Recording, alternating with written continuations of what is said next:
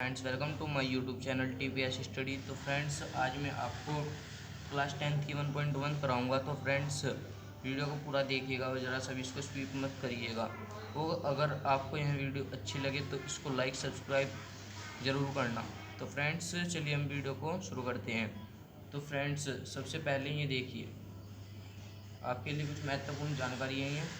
जो हमारा पहला लेसन है उसका नाम है वास्तविक संख्याएँ। तो इसका नाम वास्तविक संख्याएं हैं। तो जो संख्याएं होती हैं वे दो प्रकार की होती हैं, एक वास्तविक संख्याएं और दूसरी काल्पनिक संख्याएं। तो फ्रेंड्स, जो ये काल्पनिक संख्याएं हैं ये आप क्लास 11th में पढ़ोगे, उसमें पूरी डिटेल के साथ आपको बताया जाएगा। तो अभी मैं आपको सिर्फ वास्तविक संख्याएं पढ़ा रहा हूँ। तो फ्रेंड्स, वास्तविक संख्याएं कई प्रकार की होती है, जैसे प्राकृतिक, पूर्ण, परिमेय, अपरिमेय, पूर्णांक। ये सभी वास्तविक संख्या के अंतर्गत आती हैं। तो फ्रेंड्स, हम इनको पूरी डिटेल के साथ में मैं आपको बताना चाहता हूँ। तो ये देखिए फ्रेंड, जो प्राकृतिक संख्याएं होती हैं ये सिर्फ मैंने समझाने के लिए आपके लिए उदाहरण लिखे हैं, इसलिए मैंने उनकी कोई डेफिनेशन नहीं लिखी है। तो फ्रेंड्स, जो प्राकृतिक संख्याएं होती हैं उसको हम एन से प्रदर्शित करते हैं, यानी एन प्राकृतिक, नेचुरल। तो ये संख्याएं होती हैं ये एक से मतलब ये बिल्कुल ख़त्म नहीं होती हैं, 1 2 3 4 5 6 ये चलती रहती हैं। तो फ्रेंड्स, ये हमारी प्राकृतिक संख्याएं होती हैं। और नंबर 2 हमारी पूर्ण संख्याएं। पूर्ण संख्याओं को हम W बराबर 0 प्लस n से प्रदर्शित करते हैं, यानी जो है 0 हम n प्लस 0, ये हमें इस पर गौर देना है। जो है 0 प्लस n है, मतलब इसमें क्या होता है, इसमें हम बस 0 को ऐड कर देते हैं, बाकी सब ये होता है नेचुरल संख्याएं।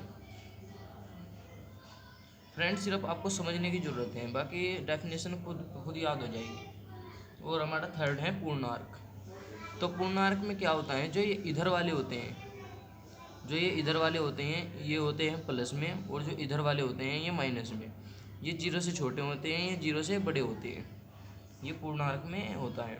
और जो परिमेय संख्याएं होती हैं ये p/q के रूप में लिखी जाती हैं, जिसमें q जो होता है वो 0 के बराबर नहीं होता, और p व q पूर्णांक होते हैं। जैसे हमने ले लिया ये 0, हमने 0 ले लिया,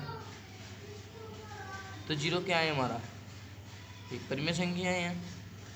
0 हमारी परिमेय संख्या है, और अगर हम इसको बटे में ले लेंगे तो ये अब अपरिमेय हो गई, क्योंकि जो ये 0 है यहाँ पर ये क्यों है, तो जो क्यों बराबर इज नॉट इक्वल टू 0, तो ये यहाँ पर इसके बराबर हो रहा है, तो इसलिए यहाँ एक अपरिमेय संख्या हो जाएगी। और हमारा नंबर 5 पर आता है अपरिमेय संख्याएं।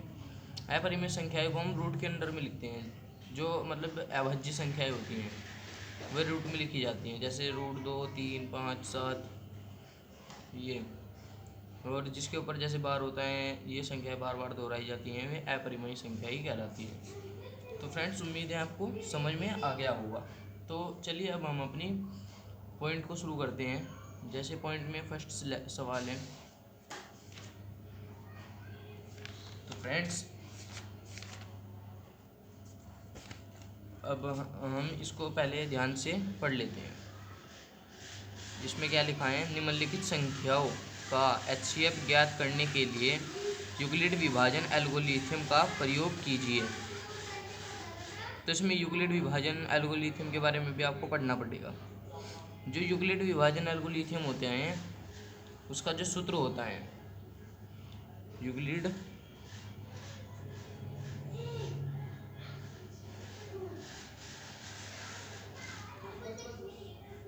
विभाजन एल्गोरिथ्म,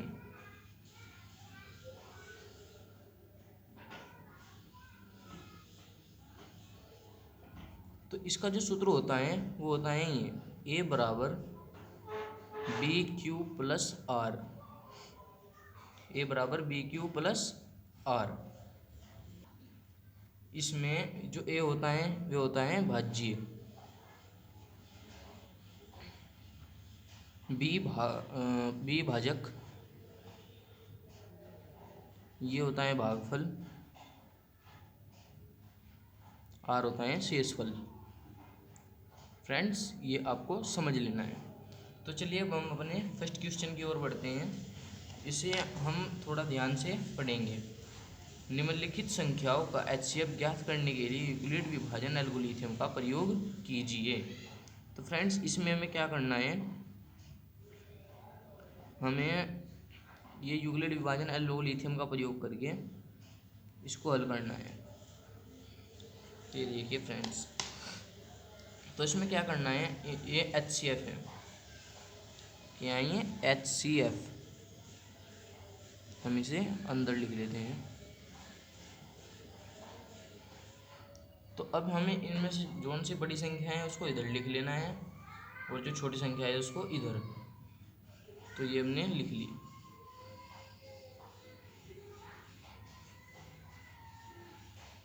और इस पर ऐसे बार लगा देना है कि ये बड़ी संख्या है, ये छोटी संख्या है। तो अब हमें क्या करना है, इसको इसके बराबर लिख देना है। अब इससे इसको भाग देनी है, तो आप इसको साइड में कर सकते हैं। ये मैंने भाग का चिन्ह लगा दिया है और यहाँ पर मैं अंदर लिख लूँगा, फिर बाहर। तो 135 ही कम 135, 5 में से 5 गया 0, और इधर से एक हम 2.5 ले लेंगे, 12 में से 3 गया 9।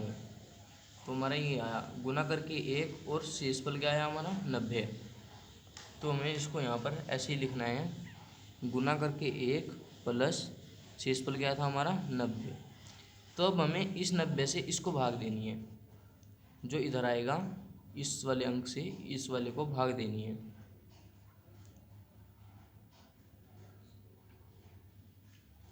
तो 90 से भी हमें इसको ऐसे ही इधर भाग दे लेना है।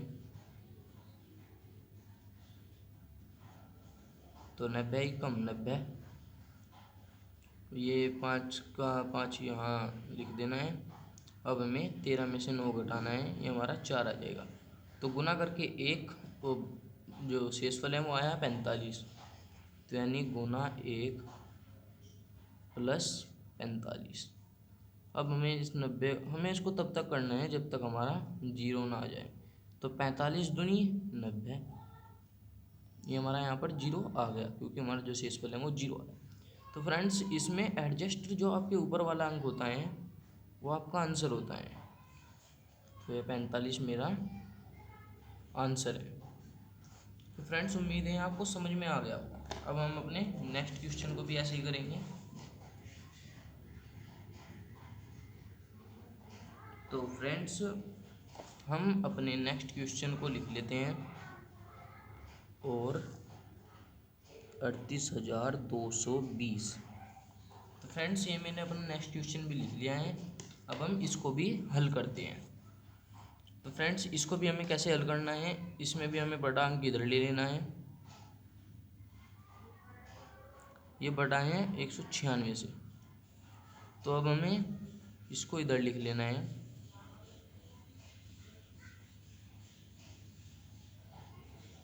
फ्रेंड्स इसमें आप भाग स्वयं कर लेना, मैं आपको डायरेक्ट बता रहा हूँ कि 196 को 195 बार गुणा करके प्लस 0 ही आएगा। तो फ्रेंड्स अगर आपकी ऐसी स्थिति आती है तो आपके जो ये फर्स्ट वाला अंक होता है जिससे आप भाग देते हो वो आपका आंसर आ जाता है। तो ये मेरा आंसर हुआ।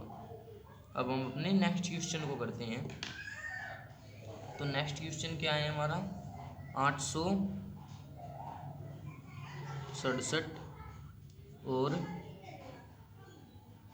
255, ये हमारा नेक्स्ट क्वेश्चन है। तो हमें इससे अब इसमें भी कुछ ऐसे ही करना है। 867 बड़ा है 255 से।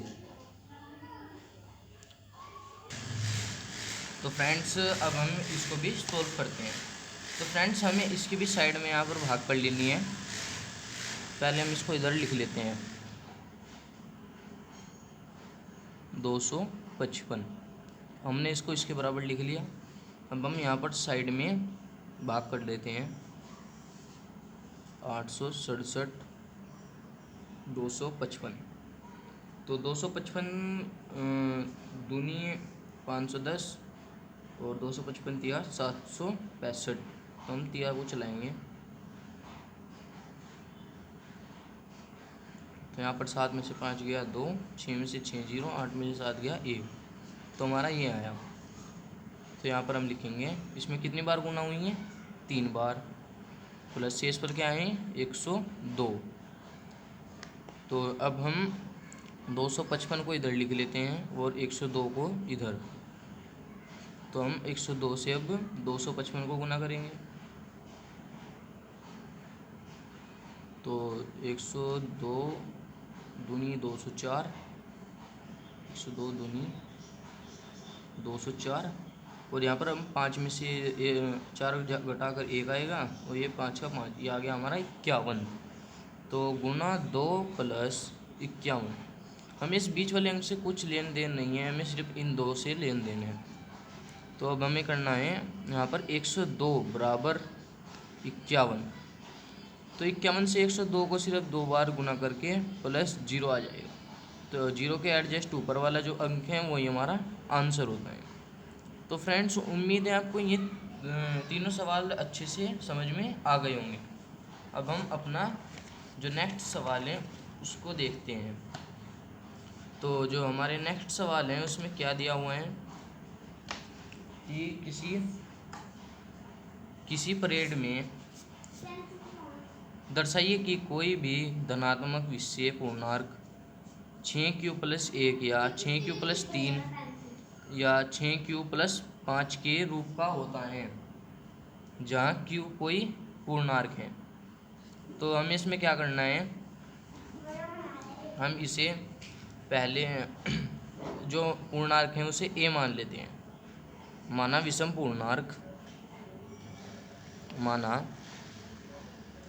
पूर्णांक a है।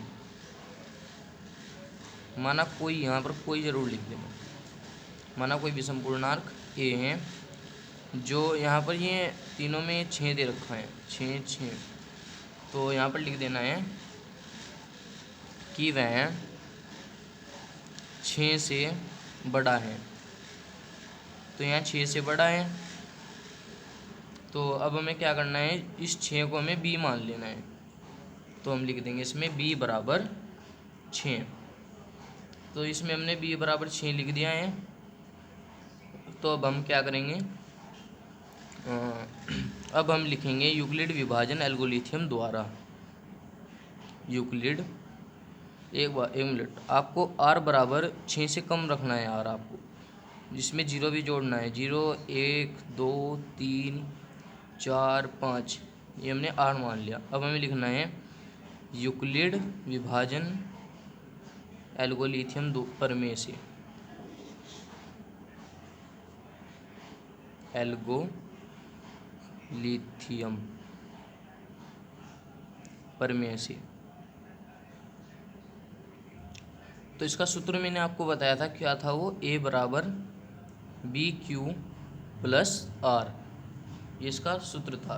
तो हमें अब ये सभी अंक इसमें रख देने हैं। तो हमारा a बराबर, ये b क्या था हमारा, ये 6 है, 6q+R हम ये क्रमानुसार रखने हैं। जो 0 हैं ये इसको हम r की जगह रख देते हैं। तो ये हमारा a बराबर 0 का कुछ मान तो नहीं होता, तो हम इसे 6 क्यों लिख देते हैं। तो ये हमारे क्या है, एक सम संख्या। और एक बात मैं आपको नोटिस करा दूं कि 6 से किसी भी, यहाँ पर हम साइड में लिख ही देते हैं, 6 से किसी भी विषम पूर्णांक, विषम संख्या को गुणा करने से वह सम हो जाती है। तो फ्रेंड्स ये भी बात आपको नोटिस कर लेनी है। तो अब हम इसको पूरा करते हैं। अब हमें फिर से यही सूत्र लगाना है, a बराबर BQ+R। अब हमें इसमें जो ये 1 है, अब हमें r की जगह ये रखना है, बाकी सब ऐसे का ऐसे ही रखना है। तो ये हमारी सम संख्या है, प्लस ये हमारी क्या है, एक विषम संख्या। तो सम प्लस विषम क्या हो जाएगा, विषम। अब आगे ऐसे ही करना है, ए बराबर बी क्यू प्लस आर। तो 6Q प्लस आर की जगह हम 2 रख लेते हैं। तो सम प्लस सम, तो सम प्लस सम क्या होता है? सम ही होता है। अब ए बराबर बी क्यू प्लस आर, तो बी हमारा 6Q है प्लस आर 3, तो सम प्लस विषम क्या होता है? विषम। फिर ए बराबर बी क्यू प्लस आर, इसमें हमें क्या रखना है? 6Q प्लस 4, तो ये हमारा क्या हो जाएगा? सम प्लस क्या हो जाएगा? ये सम प्लस सम, ये हो जाएगा हमारा सम संख्या। तो ऐसे ही आपको ये कर लेने हैं। अब यहाँ पर रख देते हैं हम ए बराबर बी क्यू प्लस आर। तो बी क्या है हमारा? 6Q प्लस आर क्या है? आर की जगह हम 5 रख देते हैं। सम प्लस विषम, ये हमारा विषम संख्या हो जाती है। तो अब समीकरण 1, 3 व 5 से यह स्पष्ट है कि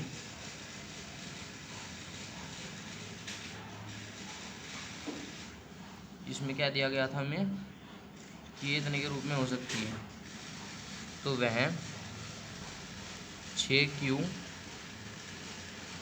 प्लस 1, 6Q प्लस 3 और 6Q प्लस 5 के रूप में हो सकती हैं,